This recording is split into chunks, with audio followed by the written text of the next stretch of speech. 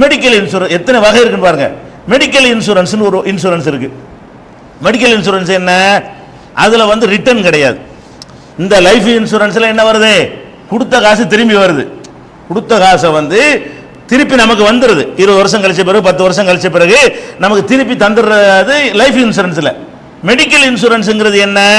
அதுல எதுவுமே உங்களுக்கு திருப்பி வராது. என்ன செய்யணும் தெரியுமா? நம்ம ஒரு வருஷத்துக்கு மெடிக்கல்னு இன்சூரன்ஸ் பண்றதா இருந்தா நம்ம வந்து இவ்வளவு ரூபா, ஒரு 2000 ரூபா, ஒரு 4000 ரூபான்னு அதுக்கு தகுந்த மாதிரி கணக்கு வச்சிருக்கிறோம். அந்த மாதிரி கணக்கில் எதுக்கு கணக்கு வைப்பான்? எல்லாருக்கும் ஒரே மாதிரி போட மாட்டான். 75 வயசு கிழவனுக்கு ஒரு ரேட்டு, ஒரு 25 வயசு வாலிபனுக்கு ஒரு ரேட்டு மெடிக்கலில் வழங்குதா. இவனுக்கு நோய் கம்மியாக வரும், அவனுக்கு கண்டிப்பாக வந்துடும். 1000 கிழவனுக்கு போட்டால் 900 கிழவனுக்கு வந்துடும் நோய். அவன் கணக்கு போடுவான். இந்த ஆள் என்ன கண்டிஷனில் இருக்காருன்னு பார்த்து அந்த கண்டிஷனுக்கு ஏற்றவாறு மெடிக்கல் ரேட்டு போடுவான். மெடிக்கல் இன்சூரன்ஸ் எல்லாத்துக்கும் ஒரே மாதிரி போட மாட்டான். அப்போ நம்முடைய கண்டிஷன்லாம் பார்த்துட்டு என்ன செய்வான்? நம்ம மெடிக்கலுக்கு இன்சூரன்ஸ் கட்டிட்டோம்னு சொன்னால் ஒரு 4000 ரூபா கட்டுப்பா. உதாரணமாக ஒரு வருஷத்துக்கு 4000, எனக்கு 4000 ரூபா போடுவான். ஒரு 90 வயசு ஆளாக இருந்தால் 10000 ரூபா போடுவான். ஒரு 25 வயசு ஆளாக இருந்தால் 2000 ரூபா போடுவான். ஒரே தான், ஒரே ட்ரீட்மெண்ட் தான் கிடைக்கும். அவன் அந்த அவங்களுடைய ஆரோக்கியம், அவங்களுடைய நிலவரத்தெல்லாம் பார்த்து என்ன செய்வான்? அதை அந்தந்த கம்பெனிகள் வந்து நிர்ணயம் பண்ணுவான். இப்போ நான் என்ன செய்யறேன்னா மெடிக்கல் இன்சூரன்ஸ் நாளை சேர்ந்து ஒரு 4000 ரூபா கட்டிட்டேன். சரியா? இந்த 4000 ரூபா எனக்கு திரும்பி வராது, வட்டி பேச்சே கிடையாது. 4000 ரூபா கட்டுறதுக்கு என்ன அவன் செய்யறான்னு கேட்டா, இந்த ஒரு வருஷம் கணக்கு இருக்குல்ல, இந்த ஒரு வருஷத்துக்கு இடையில எனக்கு எந்த நோய் வந்தாலும் அவன் செலவு, ஹார்ட் ஆபரேஷன் 2 லட்சம் ரூபா செலவு பண்ணி நான் பண்ண வேண்டியதுனால திடீர்னு வந்துருச்சு. அப்ப என்ன செய்யலாம்? அதை காட்டி உனக்கு பணம்லாம் எதிர்பார்க்க தேவையில்லை, நம்ம பாட்டு போய் படுத்துக்கிட்டு அவனுக்கு அனுப்பி விட்டா அவன் பணத்தை கட்டிக்கிடுவான். வழங்குதா? அவன் கட்டிக்கிடுவான். இன்சூரன்ஸ் கம்பெனிக்காரன் வந்து அவன் ஆஸ்பத்திரிக்கு பணத்தை கட்டிட்டு போயிடுவான். நமக்கு என்ன செஞ்சிடும்? 2 லட்ச ரூபா, 3 லட்ச ரூபா, 10 லட்ச ரூபா ட்ரீட்மெண்ட் கூட நினைஞ்சிருவான். அவன் அதை பண்ணிட்டு போயிடுவான், ஃப்ரீயா பண்ணிட்டு போயிடுவான். அவன் பணத்தை கட்டிக்கிடுவான். அது இதுல என்ன நடக்குதுன்னு கேட்டா, ஒரு வருஷம் ஆச்சுன்னு வைங்களேன், முடிஞ்சு வச்சுக்காத. ஒரு வருஷத்துக்கு அந்த 4000 ரூபாய் கட்டினீங்கன்னா அந்த பணம் உங்களுக்கு ரிட்டர்ன் திரும்பி வராது. நோய்வாய்ப்பட்டால் உங்களுக்கு சிகிச்சை பண்ணுவான். நோய்வாய்ப்படலைன்னா அவனுக்கு அது மிச்சம். நல்லா வழங்கி 4000 ரூபாய் எடுத்துக்கிறோம். யாரும் நீங்க கொடுத்த ஒரு 4 ரூபாய் கொடுத்தீங்க, ஒரு தலைவலி கூட வரல, 4000 ரூபாய் போச்சு. என்ன அர்த்தம்? ஒரு தலைவலி வயிற்று வலி கூட வரலன்னா 4000 ரூபாய் போச்சுன்னு அர்த்தம். அப்ப என்ன இதுல நடக்குது? வட்டி வரல. இதுல என்ன செய்யல? நம்ம கொடுத்த காசு நீ 4000 ரூபாய் கொடுத்துருக்குற, இந்த ஒரு வருஷம் முடிஞ்சு போச்சு, 4200 ரூபாய் வாங்கிக்க அப்படின்னு சொன்னானேயானால், அப்படி ஒரு ஸ்கீம் இருக்குமையானால் அதில் கையெழுத்து போட்டோம்னு சொன்னா நம்ம வட்டிக்கு நம்ம உடன்படுறோம்னு அர்த்தம். இந்த மெடிக்கல்ல என்ன இல்லை, நம்மள்ட்ட எந்த விதமான ஒரு வட்டியும் வாங்க மாட்டேங்கிறான். அவன் என்ன செய்யறான்னு கேட்டா, எல்லாத்தையும் ஒரு ஒப்பந்தம் பண்றோம். எப்படி? ஒரு 10 பேர் சேர்ந்துக்கிறோம். இது இன்சூரன்ஸை விட்டுருங்க, நம்மளே ஒரு 10 பேர் கூட்டா சேர்ந்துக்கிட்டு, இந்த மனுஷங்கிற முறையில் தலைவலிகள் பெரிய பெரிய நோயெல்லாம் வரலாம். எனக்கு திடீர்னு நோய் வந்துட்டா எனக்கு சமாளிக்க இயலாது, உனக்கு வந்துட்டா உனக்கு சமாளிக்க இயலாது.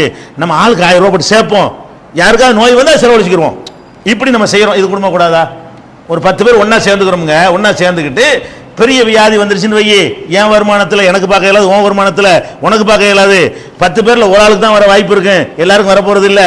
நம்ம 10 பேர் ஆளுக்கு 1000 ரூபாய் சேர்த்துக்கிட்டே வருவோம். நமக்கு யாருக்கு நோய் வந்தாலும் அதுல செலவு பண்ணுவோம் அப்படின்னு முடிவு எடுத்துட்டோமுங்க. முடிவு எடுத்த பிறகு ஒருத்தனுக்கு தான் நோய் வந்துச்சு, அந்த ரூபாயை செலவு பண்றாங்க. செலவு பண்ணி எவ்வளோ? 1 லட்சம் கூட செலவு பண்ணலாம், 2 லட்சம் கூட செலவு பண்றோம். ஆள் தேறிக்கிட்டான். 9 பேருக்கு ஒண்ணுமே வரல. அவன் வருத்தப்படுவானா? நோய் வராமல் போய் அல்ஹம்துலில்லாஹ்னு போயிடுவான். இந்த ரூபா போனா போயிட்டு போகுது, 4 பேருக்கு வைத்தியத்துக்கு உதவிட்டு போகுது. நம்மளே என்ன செய்யறோம்? அந்த மெடிக்கல் இன்சூரன்ஸ்ல என்ன இருக்குன்னு கேட்டா, ஒவ்வொருத்தட்டையும் 4000 ரூபாய் வாங்குறான்ல, வாங்குறவன்ட்ட ஒரு அக்ரிமெண்ட் நடக்குது. என்ன அக்ரிமெண்ட்? உனக்கு நோய் வந்தா உனக்கு சிகிச்சை பண்ணிடுவோம், நோய் வரலன்னா நீ இழந்துரு, யாருக்காவது உதவிட்டு போய் வந்துருவா. அதில் உள்ள பேசிக் என்ன?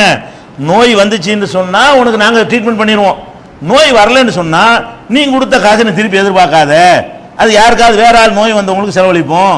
ஒருத்தருக்கும் நோய் வரலன்னு சொன்னா நாங்க வச்சு நிறுவனம் நடத்துறதுக்கு நாங்க வச்சுட்டு போறோம். இப்படின்னு ஒரு மனப்பூர்வமா ஒரு விஷயத்தை ஒத்துக்கொண்டு இதுல ஒரு நன்மை நடக்குது. என்ன நடக்குது? கூட்டாக எல்லாரும் சேர்ந்து ஷேர் பண்ணக்கூடிய நேரத்தில் நீங்க பார்க்குறோம், முஸ்லீம்களுக்கு தான் இந்த ஹார்ட் நோய் அந்த மாதிரி விஷயம்லாம் இருக்குல்ல, கிட்னி பிரச்சனை, பெரிய பெரிய ஆப்ரேஷன் பண்றதுல பூரா பிச்சை எடுத்துக்கிட்டு திரியிறது நம்ம ஆளுக்கு மட்டும்தான். மற்றவங்களாம் என்ன பண்றான்? அவன் பாட்டுக்கு 2000 ரூபாய் கொடுத்து இன்சூரன்ஸ் பண்ணி வச்சுக்கிட்டு பிரச்சனை ஹார்ட் ஆப்ரேஷன் ஆஸ்பத்திரி படுத்துக்கிறான். அவனுக்குதா சிஎம்சியில் படுத்துக்கிறான், அப்போலோ போய் படுத்துக்கிட்டு பில்லு அனுப்பிடுறான், பாட்டுக்கு ஃப்ரீயா ட்ரீட்மெண்ட் பண்ணிட்டு போயிடுறாங்க. நம்ம ஆளுகளுக்கு என்ன இல்லை, இந்த இன்சூரன்ஸ் வார்த்தையை மட்டும் சொன்னாங்களே, அதில் எத்தனை வகை இருக்குது, எதனால அது கூடாம போகுது, என்னென்ன வகை நமக்கு தடுக்கப்பட்டிருக்குங்கிறது விளங்காத காரணத்தினால இவன் என்ன செய்யறான், 2000 ரூபாய் ஒரு வருஷத்துக்கு கட்டுறதன் மூலமாக 2 லட்சம் ரூபாயோட ட்ரீட்மெண்ட் பண்ணலாம். போனா 2 லட்சம், 2000 வந்தா 2 லட்சம். இது சூதாட்டு அப்படி நினைக்கிறாங்க. அப்படி கிடையாது. இதில் நம்ம என்ன நினைக்கிறோம், ஒரு மனிதாபிமானமான ஒரு உதவி. இது எல்லாருமா சேர்ந்து மெடிக்கல் ஒருத்தன் பாதிக்கப்பட்டிருக்கிறான், பாதிக்கப்பட்டவனுக்கு நம்ம உதவி செய்யணும், நமக்கு பாதிக்கப்பட்ட அவன் காசு உதவட்டும், அவனுக்கு பாதிக்கப்பட்ட நம்ம காசு உதவட்டும் அப்படிங்கிற ஒரு மனிதாபிமான அடிப்படையில் பார்த்தா மெடிக்கல் இன்சூரன்ஸ்ல என்ன இல்லை, கூடாது என்று சொல்வதற்கு எந்த விதமான கிரவுண்டுமே கிடையாது. இதை நம்ம தப்புன்னு சொல்லக்கூடாது. தப்புனா என்ன செய்யணும், இதுல என்னத்தினால தப்பு, தப்புன்னு யாராவது சொல்லுவார்கள், யாராவது இன்சூரன்ஸ் வார்த்தையை வச்சு சொல்லுவாங்களே தவிர இஸ்லாம் தடுத்து இருக்கிற என்ன அம்சம் அதுல இருக்குது, வட்டி இருக்குதா, மோசடி இருக்குதா, ஃப்ராட் இருக்கா, பித்தலாட்டம் இருக்குதா, அடுத்த ஊர்ல பலவந்தமா பறிக்கிறது ஏதாவது இருக்குதா, ஒண்ணுங்கிற மனமும் வந்து கொடுக்கக்கூடிய காசு தான் அது. நம்மளே 4000 ரூபாய் கட்டுமா என்ன செய்யறோம், அந்த 4000 ரூபாய் நம்ம கட்டுறோம், எப்படியா 2 லட்சம் ரூபாய் நமக்கு வந்து ஆகணும், 2 லட்சம் ரூபாய் வந்து நம்ம அப்படியே நினைச்சு கட்டுறோம். கொடுக்கும்போது என்ன பண்றோம், அல்ல இல்லாம காப்பாத்துறேன் வந்தா இவனுக்காக போயிட்டு போகுது.